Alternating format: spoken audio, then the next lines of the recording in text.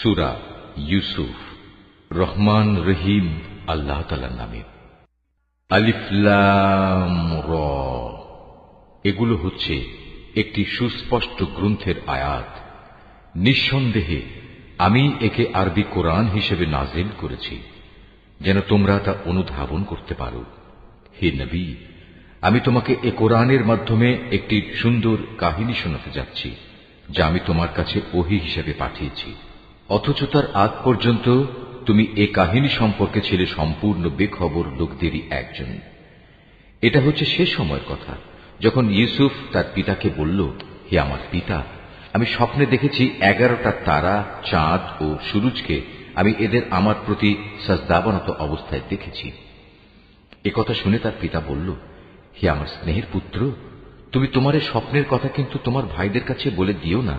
তারা তোমার বিরুদ্ধে ষড়যন্ত্র আঁটতে শুরু করবে, কেননা শয়তান মানুষের খোলাখুলি দুশমন।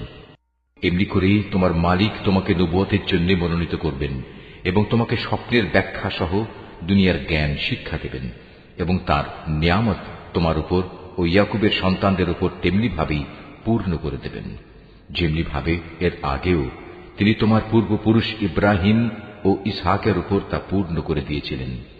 নিশ্চয়ই তোমার মালিক সর্বজ্ঞ ও প্রবল প্রজ্ঞাময়। ইউসুফ ও তার ভাইদের এই কাহিনীর মাঝে যারা সত্যানুসন্ধিৎসু, তাদের জন্য প্রচুর নিদর্শন রয়েছে। এই কাহিনীটি শুরু হয়েছিল ইউসুফের ভাইদের দিয়ে, যখন তারা একজন আরেকজনকে বলল, আমাদের পিতার কাছে দেখা যাচ্ছে ইউসুফ ও তার ভাই আমাদের চাইতে বেশি প্রিয়, যদিও আমরাই হচ্ছে একটি ভারী দল। আসলে আমাদের পিতা ভ্রষ্ট বিভ্রান্তিতে আছেন। তাই শয়তান তাদের পরামর্শ দিল, ইউসুফকে মেরে ফেলো অথবা তাকে কোনো এক অজানা জায়গায় নির্বাসনে দিয়ে এসো। এরপর দেখবে তোমাদের পিতার দৃষ্টি তোমাদের দিকেই নিবিষ্ট হবে। অতঃপর তোমরা আবার সবাই ভালো মানুষ হয়ে যেও। এর মধ্যে তাদের মধ্যে থেকে একজন বলল, না, ইউসুফকে তোমরা হত্যা করো না। তোমরা যদি সত্যি সত্যি কিছু একটা করতে চাও, তাহলে তাকে হয়তো কোনো গভীর কূপে ফেলে দিয়ে এসো। আসা যাওয়ার পথে কোনো যাত্রীদল তাকে উঠিয়ে নিয়ে যাবে। সিদ্ধান্ত মোতাবেক সবাই পিতার কাছে এলো এবং তারা বলল, হে আমাদের পিতা, এ কি হলো তোমার?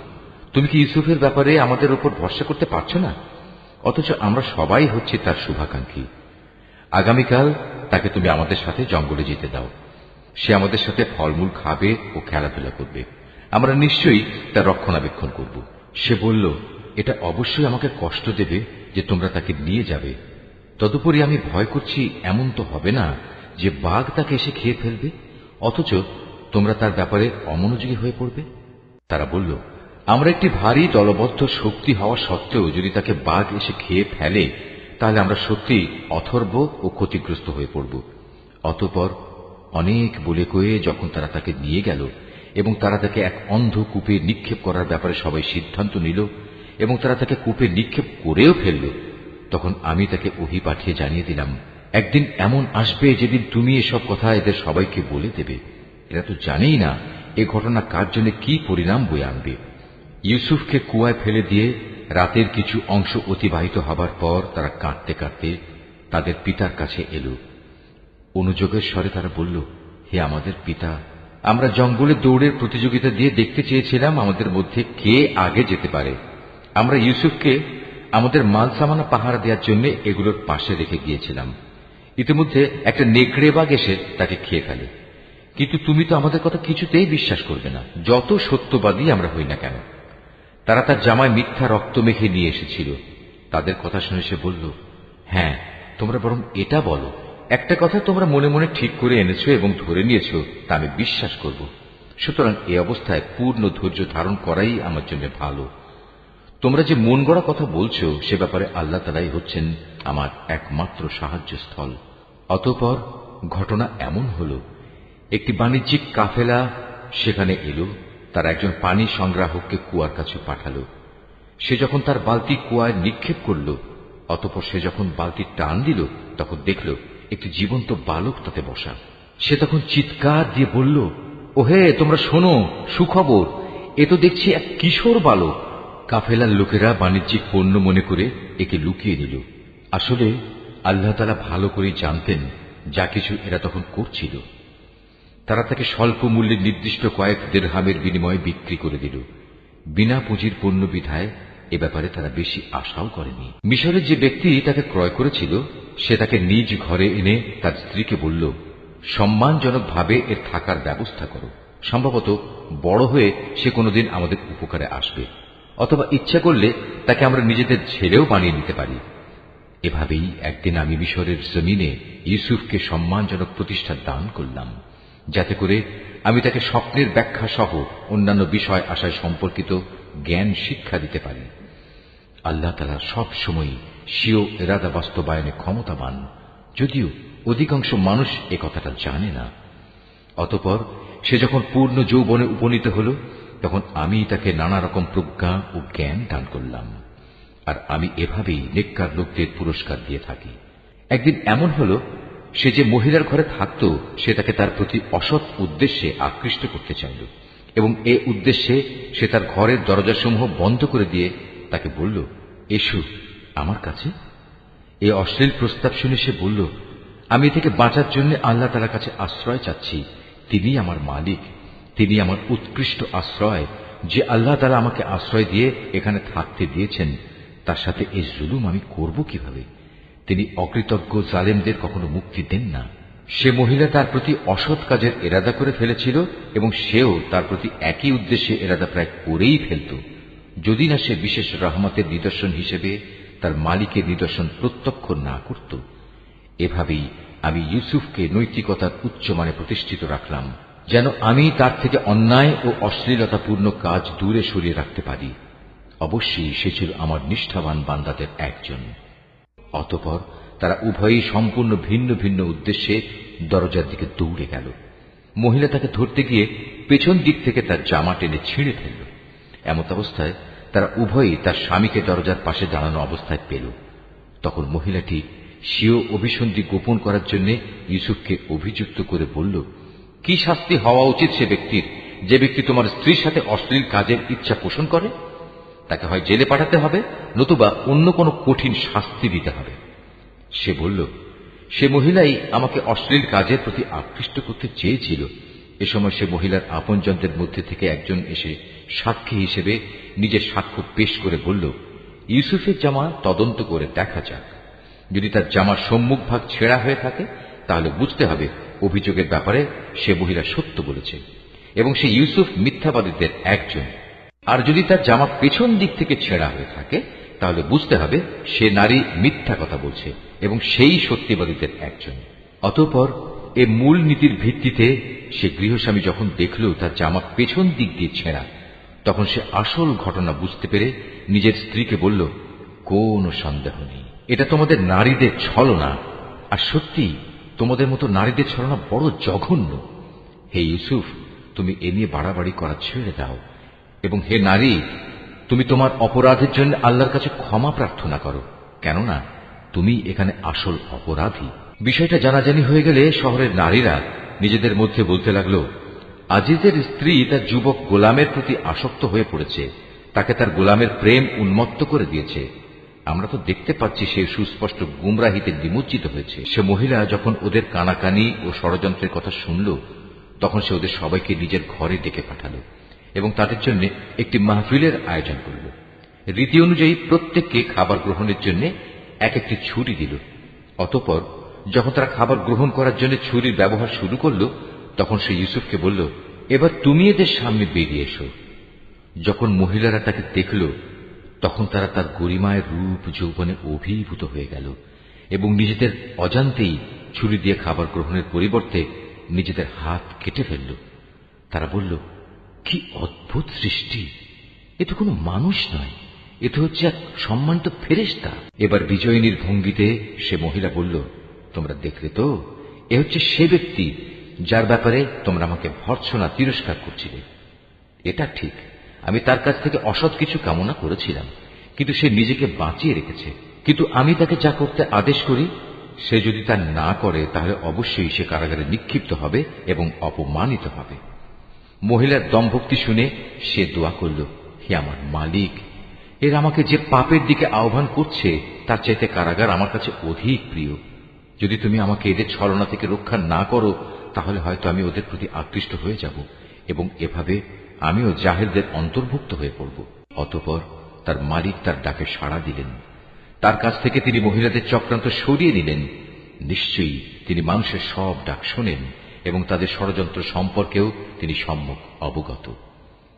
আজিজ সহ অন্যান্য লোকদের কাছে এরপর এটাই তখনকার মতো সঠিক সিদ্ধান্ত মনে হল যে তাকে কিছু নির্দিষ্ট সময়ের জন্য হলেও কারাগারে নিক্ষেপ করতে হবে। অথচ তারা ইতিমধ্যে তার সৎ চরিত্রতার যাবতীয় নিদর্শন ভালো করেই দেখে নিয়েছে।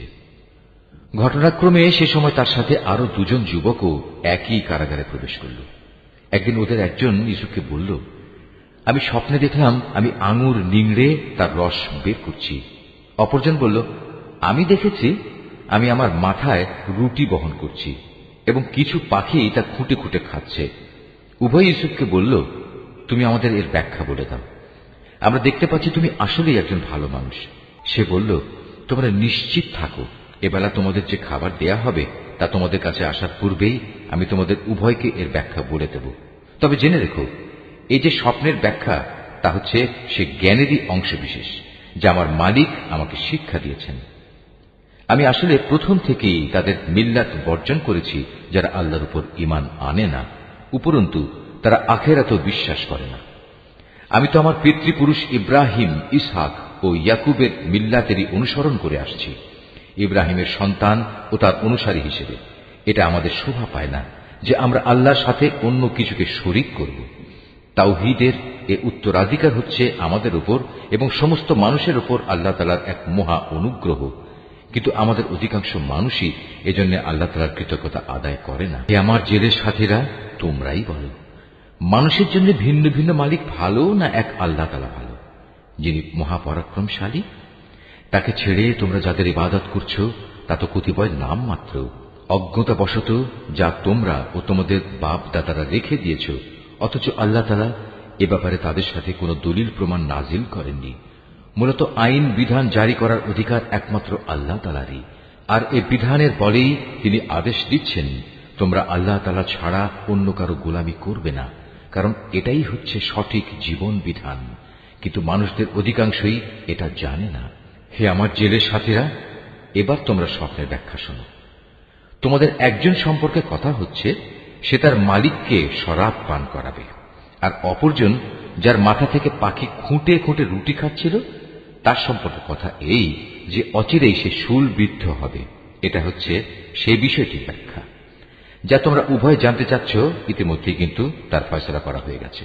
তাদের মধ্যে যার ব্যাপারে সে মনে করেছে সে মুক্তি পেয়ে যাবে, তাকে উদ্দেশ্য করে সে বলল, তুমি যখন মুক্তি পাবে তখন তোমার মালিকের কাছে আমার সম্পর্কে বলো, আমি স্বপ্নের ব্যাখ্যা বলতে পারি।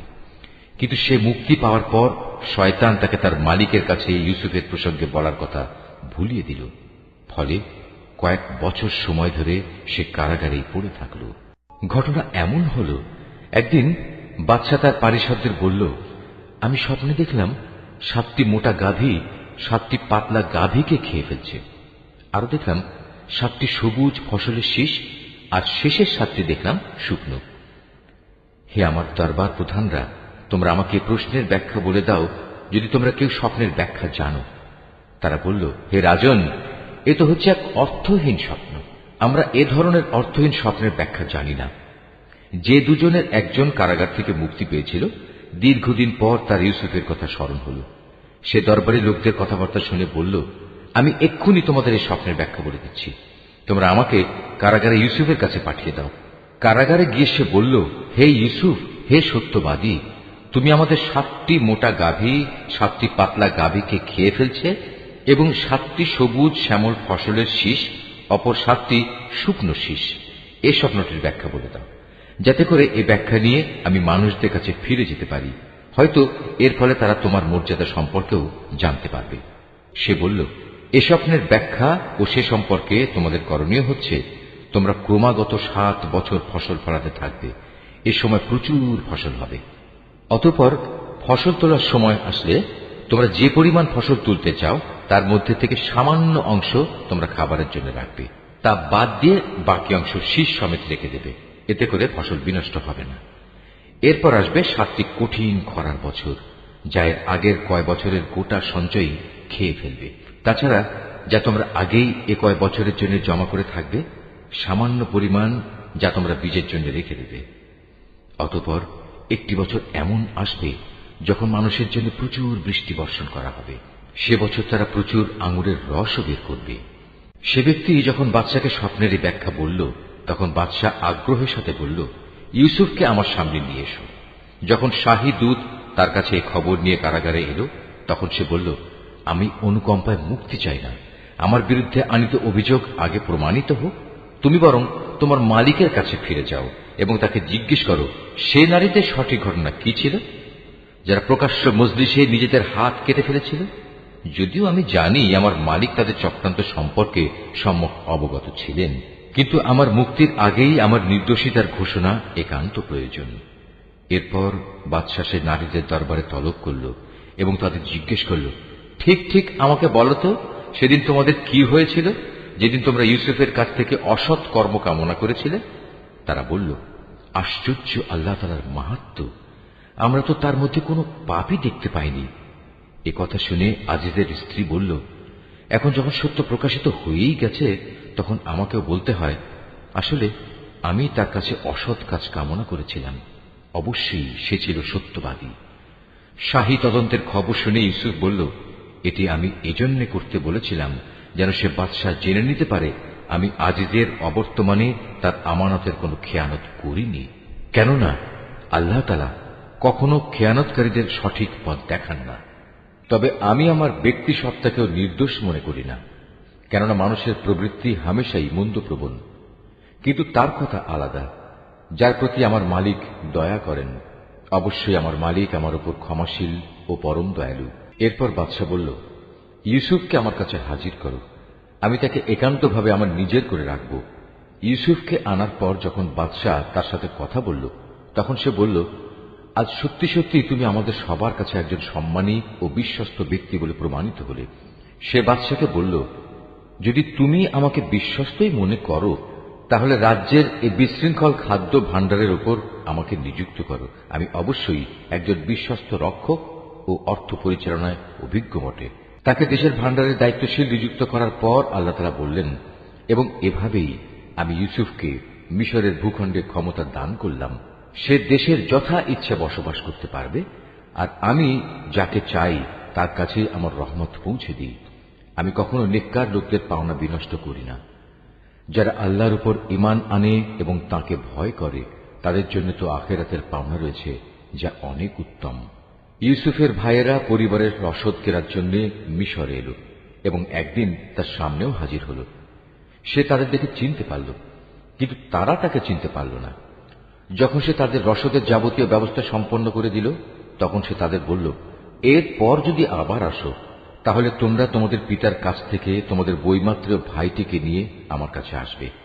তোমরা কি দেখতে পাও না, আমি মাথা হিসাব করে পূর্ণ মাত্রায় মেপে মেপে রসদ দিই। তাছাড়া আমি তো একজন উত্তম অতিথি পরায়ণ ব্যক্তিও বটে।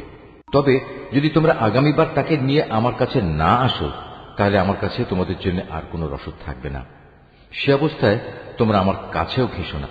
তারা বলল, এ বিষয়ে আমরা তার পিতাকে অনুরোধ করে সম্মত করব। আমরা অবশ্যই এ চেষ্টা করব। সে তার রসদ কর্মচারীদের বলল, এ লোকদের মূলধন তাদের মালপত্রের ভেতর রেখে দাও, যাতে করে ওরা তাদের আপনজনদের কাছে ফিরে গেলে এটা জানতে পারে। হতে পারে এ লোভে তারা আবার ফিরে আসবে। যখন তারা তাদের পিতার কাছে ফিরে গেল, তখন তারা বলল, হে আমাদের পিতা, আমাদের ভবিষ্যতের রসদ বন্ধ করে দেওয়া হয়েছে। অতএব তুমি আমাদের ভাইকে আমাদের সাথে যেতে দাও, যাতে করে আমরা তার ভাগ সহ ওজন করে রসদ আনতে পারি। অবশ্যই আমরা তার হেফাজত করব। জবাবে সে বলল, আমি কি তার ব্যাপারে তোমাদের উপর সেভাবেই ভরসা করব, যেভাবে ইতিপূর্বে তার ভাইয়ের ব্যাপারে আমি তোমাদের উপর ভরসা করেছিলাম? হ্যাঁ, আল্লাহ তাআলাই হচ্ছেন উত্তম রক্ষক এবং তিনি সর্বশ্রেষ্ঠ দয়ালু। অতঃপর তারা যখন মালপত্র খুলল, তখন তারা তাদের মূলধন যা দিয়ে রসদ খরিদ করেছিল দেখতে পেল তা তাদের পুরোপুরি ফেরত দেওয়া হয়েছে। এটা দেখে তারা বলল, হে আমাদের পিতা, এর চাইতে বেশি মহানুভবতা আমরা আর কি চাইতে পারি? দেখো, আমাদের মূলধনও আমাদের ফেরত দেওয়া হয়েছে। এবার অনুমতি দাও আমরা ভাইকে নিয়ে যাই এবং আমরা আমাদের পরিবারের জন্য রসদ নিয়ে আসি। আমরা আমাদের ভাইয়ের হেফাজত করব এবং ভাইয়ের কারণে আমরা অতিরিক্ত একটি উট বোঝাই করে রসদও আনতে পারব। এবার আমরা যা এনেছি এটা তো ছিল পরিমাণে নিতান্ত কম। সে বলল, আমি কখনোই তাকে তোমাদের সাথে পাঠাবো না, যতক্ষণ না তোমরা আল্লাহর নামে আমাকে অঙ্গীকার দেবে যে তোমরা অবশ্যই তাকে আমার কাছে ফিরিয়ে আনবে। তবে হ্যাঁ, কোথাও যদি তোমরা নিজেরাই সমস্যায় পরিবেষ্টিত হয়ে যাও তাহলে তা হবে ভিন্ন কথা। অতঃপর যখন তারা তার কাছে তাদের অঙ্গীকার পেশ করল তখন সে বলল, মনে রেখো, আমরা যা কিছু এখানে বললাম আল্লাহ তাআলাই তার উপর চূড়ান্ত কর্মবিধায়ক হয়ে থাকবেন। সে বলল, হে আমার ছেলেরা, তোমরা মিশরে পৌঁছে কিন্তু এক দরজা দিয়ে নগরে প্রবেশ করো না, বরং ভিন্ন ভিন্ন দরজা দিয়ে প্রবেশ করবে, তাহলে তোমাদের দেখে কারো মনে হিংসা সৃষ্টি হবে না। মনে রাখবে, আল্লাহর ইচ্ছার বিরুদ্ধে আমি তোমাদের কোনো কাজেই আসব না। বিধান জারি করার কাজ শুধু আল্লাহ তাআলার জন্য নির্দিষ্ট। আমি সর্বদা তাঁরই উপর নির্ভর করি। প্রতিটি মানুষ যারা ভরসা করে তাদের উচিত শুধু আল্লাহর উপরই ভরসা করা। অতঃপর তারা মিশরে ঠিক সেভাবেই প্রবেশ করল যেভাবে তাদের পিতা তাদের আদেশ করেছিল। মূলত আল্লাহ তাআলার ইচ্ছার সামনে এটা কোনোই কাজে আসেনি। তবে হ্যাঁ, এটা ছিল ইয়াকুবের মনের একটি ধারণা যা সে পূর্ণ করে নিয়েছিল। অবশ্যই সে ছিল অত্যন্ত জ্ঞানী ব্যক্তি, কারণ তাকে আমি জ্ঞান শিক্ষা দিয়েছিলাম, যদিও অধিকাংশ মানুষ তা জানে না। যখন তারা ইউসুফের কাছে হাজির হল তখন সে তার নিজ ভাইকে তার পাশে বসার জায়গা দিল এবং একান্তে তাকে বলল, দেখো, আমি কিন্তু তোমার ভাই ইউসুফ। এরা এযাবৎ তোমার আমার সাথে যা কিছু করে আসছে তার জন্য তুমি মনে কোনো কষ্ট নিও না। অতঃপর সে যখন তাদের রসদপত্রের ব্যবস্থা চূড়ান্ত করে দিল তখন সবার অজান্তে তার ভাইয়ের মালপত্রের মধ্যে সে একটা রাজকীয় পান পাত্র রেখে দিল। এরপর যখন তারা মালপত্র নিয়ে রওনা দিল তখন পেছন থেকে একজন আহ্বানকারী ডাক দিয়ে বলল, হে কাফেলা যাত্রী দল, শাহী পানপত্র চুরি হয়ে গেছে, তোমরাই হচ্ছ চোর। ওরা তাদের দিকে একটু এগিয়ে এলো এবং জিজ্ঞেস করল, কি জিনিস যা তোমরা হারিয়েছ? তারা বলল, আমরা রাজার পানপাত্র হারিয়েছি। যে ব্যক্তি তা খুঁজে আনবে তার জন্য উট বোঝাই রসদ দেওয়ার ব্যবস্থা থাকবে এবং আমি তার জামিন থাকব। একথা শুনে তারা বলল, আল্লাহর শপথ, তোমরা ভালো করেই একথা জানো আমরা তোমাদের দেশে কোন রকম বিপর্যয় সৃষ্টি করতে আসিনি, উপরন্তু আমরা চোরও নই। লোকেরা বলল, যদি তল্লাশি নেওয়ার পর তোমরা মিথ্যাবাদী প্রমাণিত হও তাহলে যে চুরি করেছে তার শাস্তি কি হবে? তারা বলল, যার মাল সামানের ভেতর সে পানপাত্রটি পাওয়া যাবে সে নিজেই হবে নিজের শাস্তি। আমরা তো আমাদের শরীয়তে জালেমদের এভাবেই শাস্তি দিয়ে থাকি। তারপর সে তার নিজ ভাইয়ের মালপত্রের তল্লাশির আগে ওদের মালপত্র দিয়ে তল্লাশি করতে শুরু করল। অতঃপর তার ভাইয়ের মালপত্রের ভেতর থেকে সে চুরি হয়ে যাওয়া রাজকীয় পানপাত্রটি বের করে আনল। এভাবেই ইউসুফের জন্য আমি তার ভাইকে কাছে রাখার একটা কৌশল শিক্ষা দিয়েছিলাম। নতুবা মিশরের রাজার আইন অনুযায়ী সে তার ভাইকে চাইলেই রেখে দিতে পারত না। হ্যাঁ, আল্লাহ তাআলা যদি চান তা ভিন্ন কথা। আমি যাকেই চাই তার মর্যাদা বাড়িয়ে দিই। প্রত্যেক জ্ঞানবান ব্যক্তির ওপরেই রয়েছেন অধিকতর জ্ঞানী সত্তা যা বৃহত্তর জ্ঞানকেই পরিবেষ্টন করে আছে। যখন বস্তুটি পাওয়া গেল তখন তারা বলল, যদি সে চুরি করেই থাকে তাহলে এতে আশ্চর্যজনিত হওয়ার কিছু নেই। এর আগে তার ভাইও তো চুরি করেছিল। নিজের সম্পর্কে এত জঘন্য কথা শুনেও কিন্তু ইউসুফ প্রকৃত ব্যাপার নিজের মনে গোপন করেই রাখল। আসল ঘটনা যা তা কখনো তাদের কাছে প্রকাশ করল না। মনে মনে শুধু এটুকুই সে বলল, তোমাদের অবস্থা তো হচ্ছে আরো নিকৃষ্ট। তোমরা আমাদের সম্পর্কে যা বলছো সে ব্যাপারে আল্লাহ তাআলাই ভালো জানেন। তারা বলল, হে আজিজ, এ ব্যক্তি যাকে তুমি ধরে রেখেছ তার পিতা বেঁচে আছে, সে অতিশয় বৃদ্ধ, সুতরাং এর জায়গায় তুমি আমাদের একজনকে রেখে দাও। আমরা দেখতে পাচ্ছি আসলেই তুমি মহানুভব ব্যক্তিদের একজন। সে বলল, আল্লাহ তাআলা আমাকে ক্ষমা করুন, যার কাছে আমরা আমাদের হারানো মাল পেয়েছি তাকে বাদ দিয়ে অন্য কাউকে রেখে দেব কি করে? এমনটি করলে আমরা তো জালেমদের অন্তর্ভুক্ত হয়ে যাব। অতঃপর তারা যখন তার কাছ থেকে সম্পূর্ণ নিরাশ হয়ে পড়ল তখন তারা একাকী বসে নিজেদের মধ্যে সলা পরামর্শ করতে লাগল। তাদের মধ্যে যে বয়সে বড় ছিল সে বলল, আচ্ছা, তোমরা কি এটা জানো না তোমাদের বৃদ্ধ পিতা তোমাদের কাছ থেকে আল্লাহর নামে অঙ্গীকার নিয়েছিলেন? তাছাড়া এর আগে ইউসুফের ব্যাপারেও তোমরা কত বড় অন্যায় করেছিলে। আমি তো কোনো অবস্থায় এ দেশ থেকে নড়ব না, যতক্ষণ না আমার পিতা আমাকে তেমন কিছু করতে অনুমতি দেন, কিংবা আল্লাহ তাআলা আমার জন্য সুন্দর কোনো একটা ব্যবস্থা করে না দেন। মূলত আল্লাহ তাআলাই হচ্ছেন সর্বোত্তম ফয়সালাকারী। বয়সে বড়টিও তাদের বলল, তোমরা বরং তোমাদের পিতার কাছে ফিরে যাও এবং তাকে বলো, হে আমাদের পিতা, তোমার ছেলে বাদশার পানপাত্র চুরি করেছে। আমরা তো সেটুকুই বর্ণনা করি যা আমরা জানতে পেরেছি। আমরা তো গায়েবের খবর সংরক্ষণ করতে পারি না। তোমার বিশ্বাস না হলে যে জনপদে আমরা অবস্থান করেছি তাদের কাছে জিজ্ঞেস করো, এবং সে কাফেলাকেও জিজ্ঞেস করো যাদের সাথে আমরা একত্রে এসেছি। আমরা আসলেই সত্য কথা বলছি। দেশে ফিরে পিতাকে তারা এভাবেই বলল। কথাগুলো শুনে সে বলল, আসলে তোমাদের মন তোমাদের সুবিধার জন্য একটা কথা বানিয়ে নিয়েছে এবং তাই তোমরা আমাকে বলছো। অতঃপর সবরই হচ্ছে উত্তম পন্থা। আল্লাহ তাআলার অনুগ্রহ থেকে এটা খুব দূরে নয়। তিনি হয়তো ওদের সবাইকে একত্রেই একদিন আমার কাছে এনে হাজির করবেন। অবশ্যই আল্লাহ তাআলা সর্বজ্ঞ ও প্রজ্ঞাময় কুশলী। সে ওদের কাছ থেকে মুখ ফিরিয়ে নিল এবং নিজে নিজে বলল, হায় ইউসুফ, তুমি এখন কোথায়? শোকের কারণে কাঁদতে কাঁদতে তার চোখ সাদা হয়ে গেছে। সে নিজেও ছিল মনোকষ্টে দারুণভাবে ক্লিষ্ট। পিতার এই অবস্থা দেখে তারা বলল, আল্লাহর কসম, তুমি তো দেখছি শুধু ইউসুফের কথাই মনে করে যাবে, যতক্ষণ পর্যন্ত না তার চিন্তায় তুমি মুমূর্ষ হয়ে যাবে, কিংবা তার চিন্তায় তুমি সম্পূর্ণ ধ্বংস হয়ে যাবে। সে আরো বলল, আমি তো আমার অসহনীয় যন্ত্রণা, আমার দুশ্চিন্তাজনিত অভিযোগ আল্লাহ তাআলার কাছে নিবেদন করি, এবং আমি নিজে আল্লাহর কাছ থেকে তার কথাবার্তা যতটুকু জানি তোমরা তা জানো না।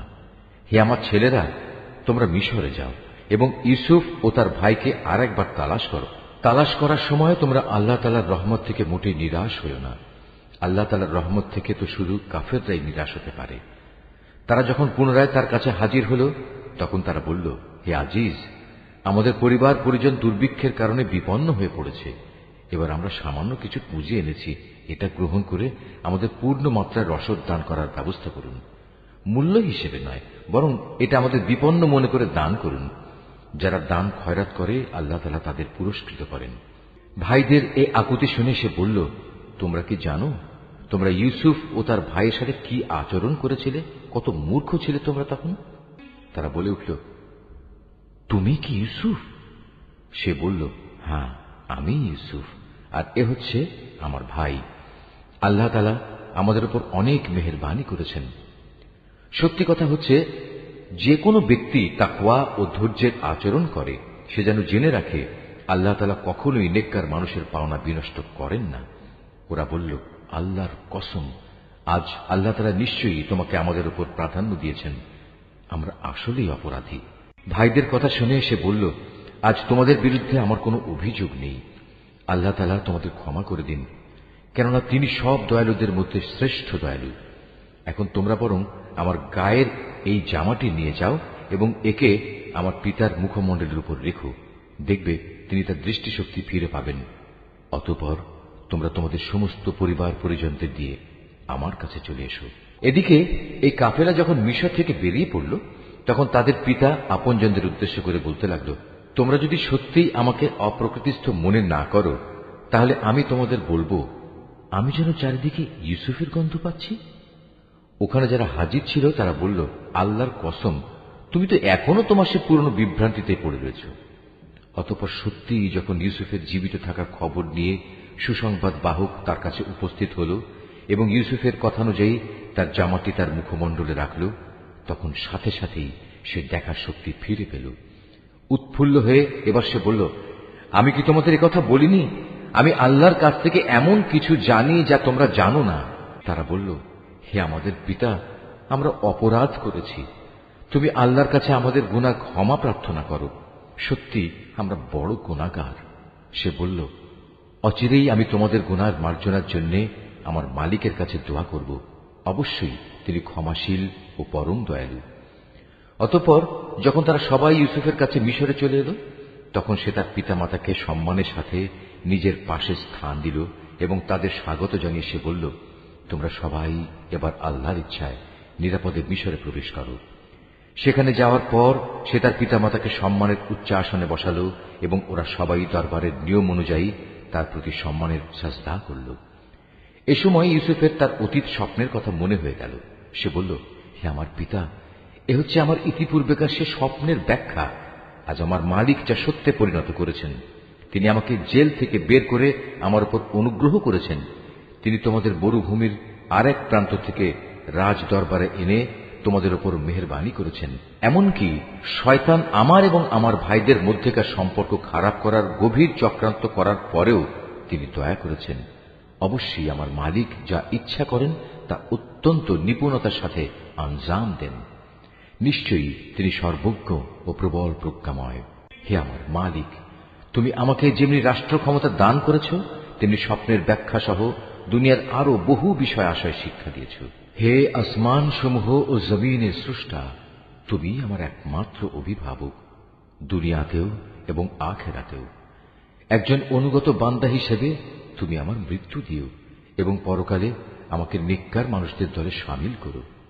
হে নবী, এই যে ইউসুফের কাহিনী যা আমি তোমাকে শোনালাম, তা হচ্ছে তোমার অদেখা ঘটনাসমূহের একটি। এটা আমি তোমাকে ওহির মাধ্যমেই জানিয়েছি। নতুবা তারা যখন ইউসুফের বিরুদ্ধে তাদের পরিকল্পনা চূড়ান্ত করছিল এবং তারা যখন তার বিরুদ্ধে যাবতীয় ষড়যন্ত্র চালিয়ে যাচ্ছিল, তখন তুমি তো সেখানে হাজির ছিলে না। এ সত্ত্বেও অধিকাংশ মানুষের অবস্থা হচ্ছে, যত দলিল প্রমাণই দেয়া হোক না কেন, তারা কখনো ঈমান আনার মতো নয়। অথচ তুমি তো তাদের কাছ থেকে এই দাওয়াত ও তাবলীগের জন্য কোনো পারিশ্রমিক দাবি করছো না। তাছাড়া এ কোরআন দুনিয়া জাহানের অধিবাসীদের জন্য একটি নসিহত বই তো নয়। এ আকাশমণ্ডলী ও জমিনে আল্লাহর কুদরতের কত বিপুল পরিমাণ নিদর্শন রয়েছে, যার উপর দিয়ে মানুষ প্রতিনিয়ত অতিবাহন করে, কিন্তু তারা তার প্রতি ক্ষমাহীন উদাসীন থাকে। তাদের অধিকাংশ মানুষই আল্লাহ তাআলার উপর ঈমান আনে না। তারা আল্লাহ তাআলার সাথে শিরক করতেই থাকে। তবে তারা কি এ বিষয়ে নির্ভর হয়ে গেছে যে হঠাৎ করে একদিন তাদের উপর আল্লাহ তাআলার সর্বগ্রাসী আযাবের শাস্তি কিংবা আকস্মিক কিয়ামত আপতিত হবে? অথচ তারা তা জানতেও পারবে না। হে নবী, এদের তুমি বলে দাও, এ হচ্ছে আমার পথ। আমি মানুষদের আল্লাহর দিকে আহ্বান করি। আমি ও আমার অনুসারীরা পূর্ণাঙ্গ সচেতনতার সাথেই এই পথে আহ্বান জানাই। আল্লাহ তাআলা মহান, পবিত্র, এবং আমি কখনো মুশরিকদের অন্তর্ভুক্ত নই। তোমার আগে বিভিন্ন জনপদে যত নবী আমি পাঠিয়েছিলাম, তারা সবাই তোমার মতো মানুষই ছিল। আমি তাদের উপর ওহী নাজিল করতাম। এরা কি আমার জমিন পরিভ্রমণ করেনি? করলে অবশ্যই তারা দেখতে পেত এদের পূর্বেকার লোকদের কি ভয়াবহ পরিণাম হয়েছিল।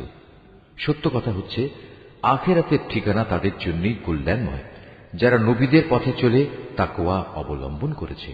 পূর্ববর্তী মানুষদের পরিণাম দেখেও কি তোমরা কিছু অনুধাবন করবে না? আগেও মানুষ নবীদের মিথ্যা সাব্যস্ত করত। এমনকি নবীরা কখনো কখনো নিরাশ হয়ে যেত। তারা মনে করত তারা বুঝি সাহায্যের প্রতিশ্রুতিতে মিথ্যাবাদী সাব্যস্ত হয়ে যাবে। তখন হঠাৎ করেই তাদের কাছে আমার সাহায্য এসে হাজির হল। তখন আমি যাকে চাইলাম তাকে শুধু আযাব থেকে নাজাত দিলাম, আর নাফরমান জাতির উপর থেকে আমার আযাব কেউই রোধ করতে পারে না। অবশ্যই অতীতের জাতিসমূহের কাহিনীতে জ্ঞানবান মানুষদের জন্য অনেক শিক্ষা রয়েছে।